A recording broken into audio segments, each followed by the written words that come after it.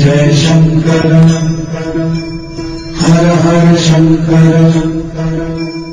திருச்சிற்றம்பலம்.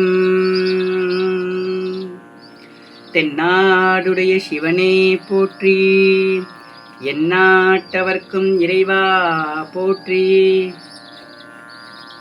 அன்பார்ந்த ஆன்மீக மையன்பர்களே, உங்கள் அனைவரையும் இந்த இணையதளம் மூலமாக சந்திப்பதில் அடியனுக்கு தங்களுடைய நல்ல ஆசிகளும். இன்றைய நம்ம ஆன்மீக சிந்தனையில் மாணிக்கவாசகர் அருளிய திருவாசகம் எனும் தலைப்பை எடுத்து சில தகவல்களை நம்ம பார்க்க போகிறோம்.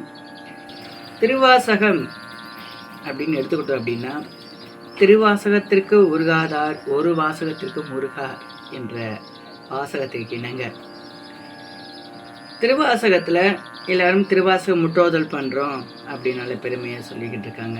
ரொம்ப சந்தோஷமாக இருக்குது. நம்மளுடைய ஆன்மீக சிந்தனைகளை அடுத்த தலைமுறையினருக்கு கொண்டு செல்லும் விதமாக இந்த ஒரு ஆன்மீக ஆற்றல் பெறக்கூடிய இந்த தருணத்திலேயே அடியார்கள் அனைவருக்கும் இந்த தகவலை சமர்ப்பிக்கின்றேன்.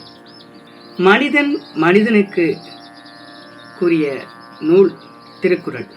திருக்குறள் திருவள்ளுவர் எழுதி மனிதர்களுக்காக அந்த 1330 குறளையும் 133 அதிகாரமாக தொகுத்து மனிதருக்கு மனிதனே சொல்லிய ஒரு குறள் திருக்குறள். மனிதனே மனிதனுக்கு சொல்லக்கூடிய ஒரு இதே இது பார்த்தீங்கன்னா, மனிதர் தெய்வத்துக்கு கொடுத்த ஒரு நூல். மனிதன் தெய்வத்திற்கு சொல்லி கொடுத்த ஒரு நூல் அப்படின்னா திருவாசகம். மாணிக்க வாசகர் சொல்ல சிவபெருமானே தன்னுடைய திருக்கரங்களால் எழுதி 51 தலைப்புகளை உள்ள பாடல்களை எழுதி கீழே கையெழுத்திட்டது சிவபெருமானே எழுதி கையெழுத்திட்டது அப்படிங்கிற வரலாறு சொல்லுகிறது. இறைவன் மனிதனுக்கு அருளிய நூல் அப்படின்னு எடுத்துக்கிட்டோம் அப்படின்னா கீதை, பகவத்கீதை கிருஷ்ண பெருமான். பகவத்கீதை கிருஷ்ணர் மனிதர்களுக்கு சொல்லி கொடுத்த ஒரு நூல் பகவத்கீதை. மனிதனுக்கு கொடுத்த நூல், தெய்வம் மனிதனுக்கு கொடுத்த நூல், மனிதன் தெய்வத்துக்கு கொடுத்த நூல்.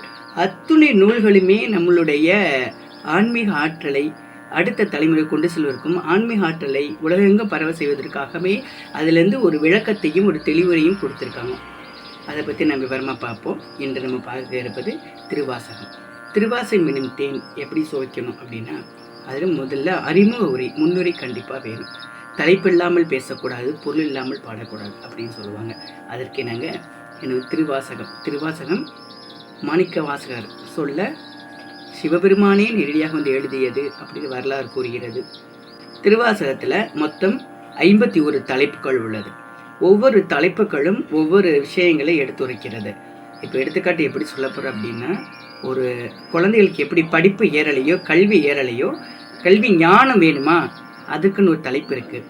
தீராத ஒரு நோயால் பாதிக்கப்பட்டிருக்காங்க, அவங்களுக்கு குணமாகணும் அப்படின்னா அதுக்கு ஒரு தலைப்பு இருக்குது திருவாசகத்தில். அந்த பாடல கண்டிப்பாக குணம் அடைஞ்சிருக்காங்க. ஸோ அது எல்லாமே வரலாற்றில் சிறப்பு ஒரு ஆதாரத்தோடு தான் இருக்குது. அதே மாதிரி பார்த்திங்கன்னா, திருமணம் ஆகலையா, அதுக்கு ஒரு தலைப்பு இருக்குது. குழந்தை பேர் இல்லையா, அதுக்கு ஒரு தலைப்பு இருக்குது.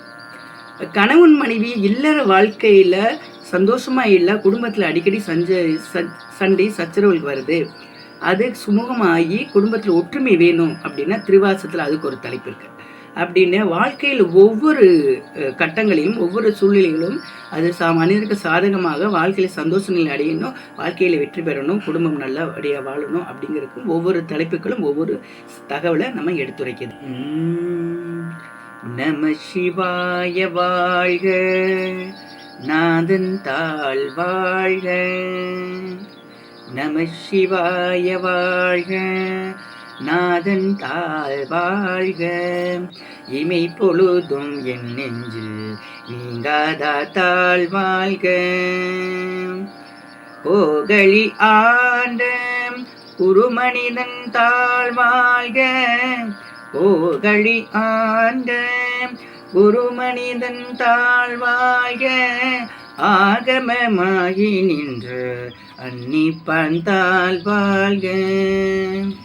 जय जय शंकर हर हर शंकर।